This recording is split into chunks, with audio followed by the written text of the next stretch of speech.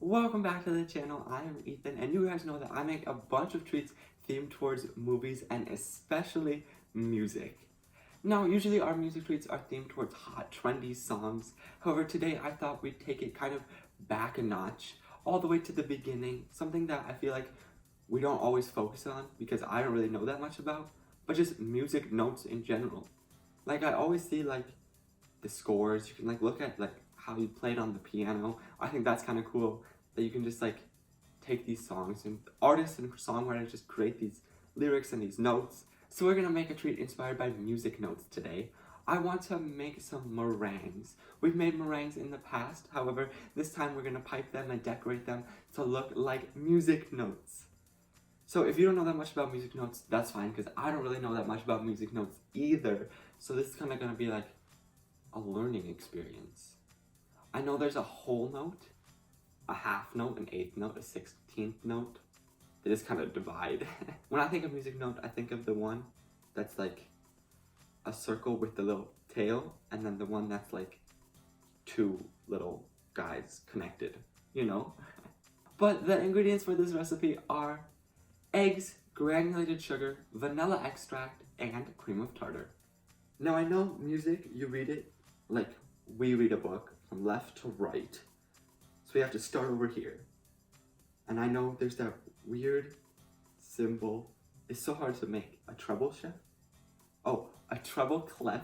It's called a treble treble chef. Treble clef. And it like spirals around, and that's where you start.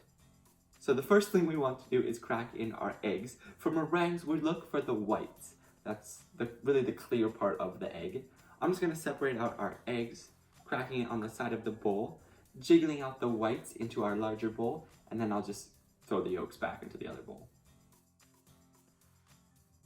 Can someone tell me what the part of the egg that's like, it's like fatty. Is that what is that part of the egg? It like just jiggles off. But I feel like it's attached to the yolk. I don't even know. It's really weird. Well, we've separated out our eggs. We've got the yolks. No, we don't. We've got the whites in the bowl. And we can add in our cream of tartar now. Then we want to mix this up on a medium-high speed just until the mixture is foamy. This takes about 30 seconds to a minute. So our eggs are nice and foamy. They've got lots of different bubbles. They look almost like the circle note, which I think is a whole note. But then there's like a whole note that's like closed and a whole note that's open. And I've never understood the difference between those two. This like, I do know though that we now want to add in our granulated sugar. We're gonna add it to our bowl, again, mixing on medium speed, about a tablespoon at a time. After you've added in all your sugar, now we want to mix this on high speed until we get stiff peaks. This takes about 3 to 5 minutes, so like I recommend listening to a song or something, and my favorite meringue making song is I Will Never Let You Down. It's by Rita Ora. It's just a good song in general for anything, I guess. Anything you're doing in the kitchen. We're moving down our, what is happening? We're moving down our score. Our egg whites are at stiff peaks, and now we want to make these like music notes, and I think of music in black and white, even though music portrays a lot of color. But like music notes are like black. You see them on when they're like written on the paper. So that's what I want to do. Now it's really hard to get anything like this of actual black without using the whole bottle, so we'll just go for like dark gray. The final step is to add in our vanilla extract. I'm using a clear vanilla extract. I just don't want to tint the color anymore because it's already like dark gray, and I don't know what brown would do, but yeah. So I went ahead and transferred our meringue batter into a piping bag and just snipped the tip a little bit wider so that we have some nice room to pipe on our music notes. Now it's like dripping. One tip I like to do is with our parchment paper, I actually like to pipe 4 circles onto our cookie sheet itself. This way our parchment paper sticks to the pan and won't move around in the oven, and also will help keep it flat. It's time for the fun part. We get to pipe on our music notes. You can make your musical score however you'd like. Mine is really just gonna be a lot of those like quarter notes and then those notes with the 2, I think. I don't know what they're called. I'm just gonna pipe those though.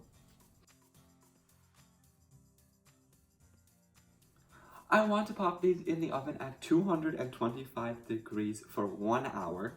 Then I'm going to turn the oven completely off and let them rest, which is a type of music note too. It's like a line. We gotta put a break in our music. And we want to let them rest for an hour as well. Ready to go in the oven? Whoa, whoa, whoa. Bring the treat back. That's right. Guys, look how good these music note meringues turned out. And like, this is so cool. Like, this is a note. Like, you could totally make your favorite song completely out of like meringues. Like, I will never let you down. It'd be like, I will never let you down. If you have other requests for music or movies you'd like to see me make into desserts, leave them down in the comments below. Also, don't forget to like, subscribe, and share this video. Until next time, savor life and make it sweet.